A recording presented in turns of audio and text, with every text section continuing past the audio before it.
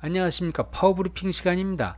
가상통화 3.0 가상화폐도 어느덧 1세대 2세대를 넘어 3세대로 나가고 있습니다. 가상화폐의 대장 비트코인을 통해서 가상화폐의 과거, 현재, 미래를 알아보겠습니다. 가상통화 3.0 책자의 표지입니다. 저자 마크 칼페레스는 프랑스인입니다. 2009년 일본으로 이주해서 2011년 동경에서 비트코인 최초 거래소인 마운트 곡사를 운영합니다. 2014년 해킹으로 파산하죠. 85만 비트코인을 도난당했습니다. 2015년 업무상 횡령 혐의로 체포됩니다. 짜고 해킹을 한 것이 아닌가, 돈을 빼돌린 것이 아닌가 하는 의심을 받죠. 그러다가 지난해 동경지방법원에서 무죄 판결을 받았습니다. 이후에 가상통화 3.0이라는 책자를 발간합니다. 비트코인의 민낯을 알고 과거, 현재, 미래를 말할 수 있는 사람은 마크 칼페레스입니다. 이 책을 통해서 가상화폐의 과거, 현재, 미래를 알아보겠습니다. 먼저 비트코인 탄생과 블록체인 기술을 알아보겠습니다. 2008년 10월 사토시 나카모토라는 사람이 인터넷상에 9장 분량의 논문을 발표합니다. 지금도 사토시 나카모토가 누구인지 확실히 밝혀지지 않았습니다. 논문 제목은 비트코인, 개인 간 거래가 가능한 전자화폐 시스템. 주요 내용으로서는 은행 없이도 개인 간 돈 거래가 가능하다는 것이었습니다. 사람들은 의아하게 생각했죠. A가 B에게 10,000원을 보낸다고 했을 때 A의 계좌에서는 10,000원이 줄어들고 B의 계좌에서는 10,000원이 늘어나야만 되는 것입니다. 즉 거래를 누군가가 확인하고 기록하고 보관해야 되는 것이죠. 그 역할을 은행이 했던 것입니다. 그리고 수수료를 받았죠. 그런데 은행이 없이도 거래가 가능하다니 사람들은 놀란 것이었습니다. 사토시 나카모토는 이야기합니다. 블록체인 기술을 활용하면 됩니다. 블록체인 기술을 알아보겠습니다. 블록이라는 것은 데이터를 저장하는 단위를 이야기합니다. 마치 상자에 물건을 넣는 것과 같다고 해서 블록이라는 명칭이 붙었습니다. 상자에 물건을 넣고 리스트를 작성한 다음에 대조 확인하고 밀봉을 하게 되죠. 그리고 앞에 상자와 연계해서 차곡차곡 쌓아둡니다. 이 연계 고리가 체인입니다. 그래서 이 기술을 블록체인 기술이라는 명칭이 붙었습니다. 좀 더 자세히 알아보겠습니다. 새로운 거래가 만들어졌습니다. 그리고 새로운 데이터가 들어왔습니다. N117이라는 상자를 준비해서 여기에 넣죠. 그리고 리스트를 작성해서 대조 확인을 합니다. 그 역할을 하는 것이 블록체인에 참여한 모든 사람이 합니다. 이분들이 대조 확인한 다음에 각각의 리스트를 나눠 가지고 밀봉을 합니다. 그리고 앞에 상자와 연결을 하죠. 이 연결고리가 특이합니다. 256자 암호로 되어 있습니다. 이 256자 암호를 먼저 찾아서 작성한 사람에게 주어지는 보상이 비트코인입니다. 물론 앞에서 상자를 확인하고 리스트를 나눠 가진 사람들에게도 보상 성격으로 비트코인이 주어집니다. 이 상자는 매 10분마다 작성되고 체인으로 연결돼서 계속해서 이어지는 것입니다. 어떤 나쁜 사람이 해킹을 하기 위해서 이 암호를 푼다고 했을 때 10분마다 연계되는 모든 암호를 풀지 않으면 해킹이 발각되는 것입니다. 서로 해킹이 된다고 했을 때도 이 상자 안에 있는 데이터를 나눠 가진 이 블록체인에 참여한 모든 사람들의 데이터마저도 고쳐야 되기 때문에 사실상 위조, 변조, 해킹은 불가능한 것입니다. 그렇기 때문에 은행이 없이도 신뢰할 수 있는 거래가 성립할 수 있다. 이것이 블록체인 기술입니다. 비트코인 그 드라마틱한 10년 역사를 보겠습니다. 2009년 1월 사토시 나카모토에 의해서 탄생합니다. 그 다음인 2010년 미국 플로리다에서 아주 재미있는 사건이 일어납니다. 비트코인으로 물건을 살 수 있나 시험해 보기 위해서 1만 비트코인으로 피자 2판을 주문해서 받습니다. 1만 비트코인은 요즘 가액으로 환산해 보면 1200억 원이 넘습니다. 이 사진이 1200억 원짜리 피자입니다. 그해 7월 일본 동경에서는 최초의 비트코인 거래소 마운트 곡사가 개장이 되죠. 이후 가격이 형성되기 시작해서 2011년 2월 1비트코인이 1불에 거래되었습니다. 그러던 중에 미국의 유명한 잡지 타임즈에서 비트코인 가상화폐 특집이 실립니다. 비트코인 가상화폐가 화폐의 역사를 바꿀 수도 있다. 그러자 비트코인의 가격이 급상승하기 시작합니다. 2013년 10월 1000불에 거래되었습니다. 무려 1000배 이상의 가격 상승이 이루어진 거죠. 2014년 5월 마운트 곡사가 갑자기 해킹으로 파산을 합니다. 당시 도난당한 비트코인의 액수는 당시 가격으로 산정했을 때 4,600억 원이 넘습니다. 블록체인 기술은 해킹당하지 않습니다. 그러나 거래소 창구는 해킹에 취약했던 것이었죠. 불신 불안감으로 인해서 가격이 하락하기 시작했습니다. 그러다가 갑자기 비트코인의 가격이 급상승하기 시작합니다. 왜 그랬을까요? 그 배경에는 2013년 3월 키프로스 사태가 있었습니다. 키프로스는 터키 남단에 있는 조그만 섬나라입니다. 불법 자금 검은 돈이 몰리기로 유명했죠. 스위스가 EU에 가입하면서 더 이상의 불법 자금 검은 돈을 받지 않자 이 돈들이 다 키프로스 은행으로 간 것입니다. 키프로스 은행들은 이 돈을 가지고 그리스 국채를 사서 아주 짭짤한 재미를 보았습니다. 그러다가 그리스가 디폴트 국가 부도 사태를 맞이했고 그리스의 국채는 모두 다 휴지 조각이 돼버린 겁니다. 키프로스 은행들은 예금주에게 예금액의 40% 이상을 손실 처리할 수밖에 없다고 일방적으로 통보하죠. 그러자 검은 돈, 불법 자금들이 패닉 상태에 빠집니다. 이 돈을 빼서 어디로 갈 것인가? 그때 마운트 곡사 해킹으로 유명해진 비트코인이 눈에 들어온 것입니다. 국가의 간섭도 없고 익명성이 보장되고 세금 걱정 없고 이 비트코인을 대거 사들이기 시작합니다.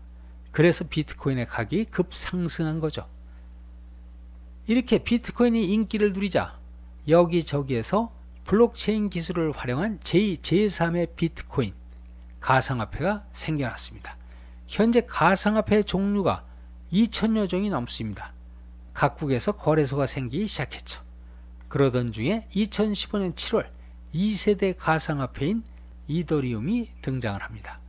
이더리움은 러시아의 천재 프로그래머 비탈릭 부테린이 고등학생 때 설계한 것입니다. 코인 거래만 할 수 있는 비트코인과 다르게 스마트 컨트랙트, 즉 위조 변조가 안 되는 계약서, 공증이 필요 없는 계약서도 할 수 있는 시스템이었습니다.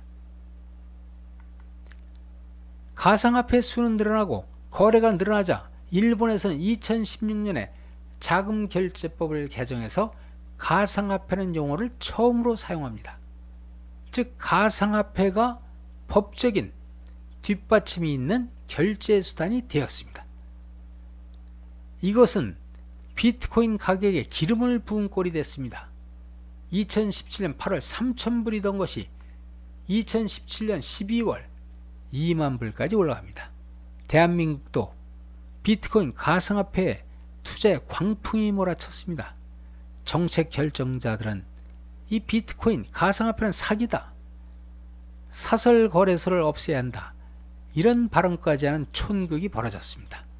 그 와중에 일본의 또 다른 가상화폐 거래소인 코인체크가 해킹을 당합니다. 이 코인체크에서는 넴이라는 가상화폐를 취급했습니다. 당시 도난당한 넴의 가액은 6천억이 넘습니다. 다시 비트코인은 급하락을 시작해서 2018년 11월 5,000불까지 내려갔습니다. 현재는 1만 불이 넘는 수준에서 가격이 형성되고 있습니다. 비트코인의 미래가 어떻게 될까요? 지금부터 보겠습니다. 비트코인 미래를 알기 위해서는 비트코인이 화폐인가 아닌가를 먼저 따져야 합니다. 화폐 역사를 보겠습니다. 물물 교환이 이루어졌죠. 금과 은을 매개로 한 교환으로 바뀌었습니다. 지폐가 등장합니다. 금과 은이 너무 무거웠던 것이었죠. 그러나 이 지폐는 언제든지 정부에서 금과 은으로 바꾸어 주었습니다. 금본위제입니다. 1816년 영국에서 시작되었죠. 이것이 2차 대전 이후에 미국으로 건너갑니다. 금 1온스당 35불로 고정시켜버렸습니다. 이 금본위제가 1971년 닉슨 대통령에 의해서 폐지됩니다. 당시 베트남 전쟁 시기였기 때문에 미국은 막대한 돈이 필요로 했습니다. 국가 필요에 의해서 경기 부양을 위해서 돈을 찍어낼 수 있게끔 바꾼 것이죠. 관리제입니다. 우리는 이것을 닉슨 쇼크라고 합니다. 2009년 가상통화가 등장을 합니다. 비트코인을 대표로 하는 디지털 화폐의 등장이죠. 화폐의 역사를 보면 화폐는 언제든지 바뀔 수가 있습니다. 따라서 비트코인도 화폐가 될 수는 있는 것이죠. 화폐의 역할을 보겠습니다. 먼저 가치 척도의 기준이 되어야 됩니다. 일물일가주의, 하나의 물건에는 하나의 가격이 형성되어야 되고 그 기준이 화폐입니다. 따라서 화폐는 안정성이 있어야 되죠. 급격하게 가격이 상승하거나 하락하면 안 됩니다. 그러나 비트코인은 급격하게 상승하거나 하락할 수가 있습니다. 둘째, 가치 저장 수단입니다. 은행에서 받아주고 이자도 줄 수 있어야 됩니다. 그러나 비트코인은 아직까지 은행에서 화폐로 받아주지를 않고 있습니다. 셋째, 결제 수단입니다. 자유롭게 물건을 살 수 있어야만 됩니다. 비트코인 갖고 물건을 자유롭게 사지는 못합니다. 따라서 비트코인은 화폐가 될 수는 있지만 아직까지 화폐가 되지는 못합니다. 비트코인의 문제점을 좀 더 보겠습니다. 먼저 해킹입니다. 마운트 고크사는 2014년 470억엔 상당의 비트코인을 도난당했습니다. 해킹당한 거죠. 당시 가액을 우리 돈으로 환산해 보면 4,600억 원이 넘습니다. 코인체크라는 거래소에서는 2018년 580억엔 상당의 네미라는 가상화폐를 도난당했습니다. 이더리움도 마찬가지입니다. 2016년 360만 개의 이더리움을 해킹당합니다. 블록체인 기술은 해킹할 수가 없습니다. 그러나 거래소, 특히 창구는 얼마든지 해킹할 수 있다는 것이죠. 둘째, 채굴의 70%를 중국 기업이 독점하고 있습니다.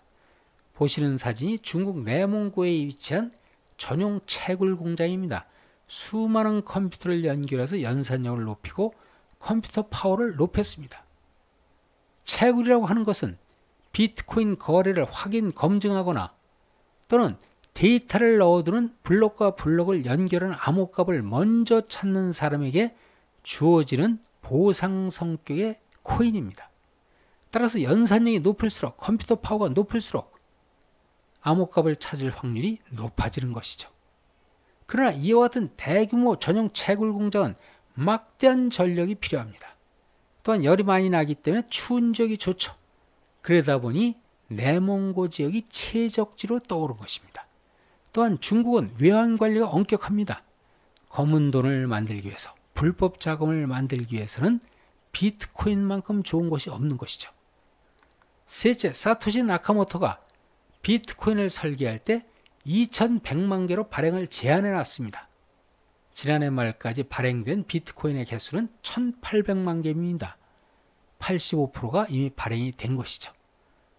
그 1800만 개의 90%를 1%의 소수의 사람이 소유하고 있습니다. 큰 손이 있는 것이죠. 이분들이 가격을 올릴 수도 내릴 수도 있습니다. 어느 날 갑자기 이분들이 비트코인을 전부 판다고 했을 때 비트코인 거래는 끝나는 것입니다. 라스트 데이가 오는 것이죠. 비트코인은 화폐로서의 역할도 부족하고 여러 가지 문제점이 있기 때문에 가상 화폐라고 할 수는 없고 암호 자산이라고 하는 것이 더 정확할 것입니다. 일본의 자금 결제법에서도 가상 화폐로 정의했다가 암호 자산으로 바꿀 예정으로 있습니다. 가상화폐 3.0 리브라의 등장입니다. 제3세대 가상화폐입니다. 페이스북 설립자 마크 저커버그가 드디어 지난해 가상화폐 시장에 뛰어들었습니다. 가상화폐 불안하시죠? 제가 해결하겠습니다. 제 힘만이 아닙니다. 미국의 유명한 금융기업 27개사가 모였습니다. 리브라 연합입니다. 막대한 자금력도 가지고 있습니다. 블록체인 기술의 좋은 점은 승계하고 나쁜 점은 고치겠습니다. 국가의 간섭을 최소화하고 익명성을 보장하며 양도시에 세금 걱정이 없도록 하겠습니다. 해킹을 막겠습니다. 서로 해킹이 된다 하더라도 우리의 자금력으로 여러분이 손해가 없도록 하겠습니다. 1리브라를 1달러와 연동시키겠습니다. 안정성을 유지하겠습니다. 세계 각국 어느 나라에 가든지 자유롭게 이용할 수 있도록 만들겠습니다.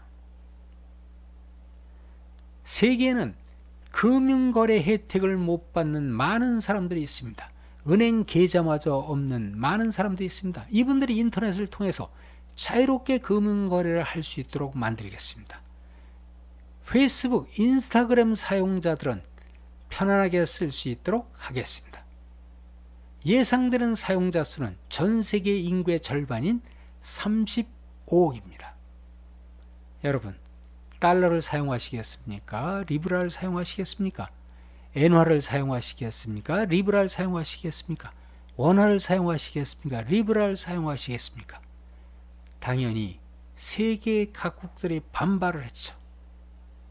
통화 주권을 침해하고 있다.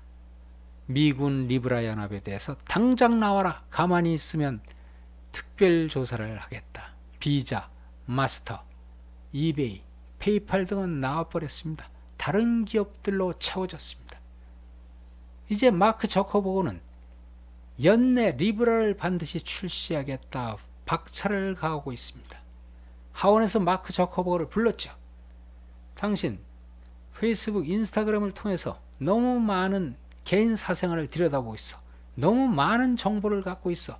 왼손엔 정보, 오른손에는 리브라 돈을 가지고 세상을 어찌 해보겠다는 거야. 뭐야? 당장 스톱. 그때 저커버그는 이야기합니다. 우리가 안 하면 중국이 합니다. 리브라라는 뜻은 천칭이라는 이야기입니다. 마크 저커버그가 왼손에는 정보, 오른손에는 돈을 가지고 세상을 재단하고 심판하고 지배하겠다는 이야기는 아닌지 모르겠습니다. 가상화폐 미래입니다. 1세대 비트코인, 2세대 이더리움, 3세대 리브라입니다. 1세대 비트코인이 아직까지는 대장이죠. 사토시 나카모토가 설계했습니다. 2세대 이더리움, 비탈릭 부테린이 설계했습니다. 지금 나이 26살입니다. 3세대 리브라, 마크 저커버그가 설계했습니다. 현재 나이 35입니다. 이 세 천재. 그리고 1세대 비트코인은 주로 중국 자본이 갖고 있습니다. 2세대 이더리움은 주로 러시아 자본이 갖고 있습니다. 3세대 리브라는 미국 자본이죠. 최후의 승자는 누구일까요? 미래 패권은 정보와 돈에 달려 있습니다. 트럼프와 시진핑 사사건건 부닥치고 있습니다. 그리고 미국을 대표하는 기업 구글, 아마존, 페이스북, 애플, 이른바 가파라고 하죠. 그리고 이에 대응하는 중국 기업 바이두, 알리바바, 텐센트, 화웨이, 베스라고 합니다. 모두 다 가상화폐와 블록체인 기술에 관심이 많습니다.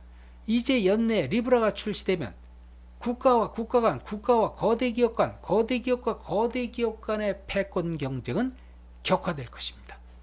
가상화폐 시장에 누가 최후의 승자가 될까요? 지금까지 파워브리핑 최영은입니다.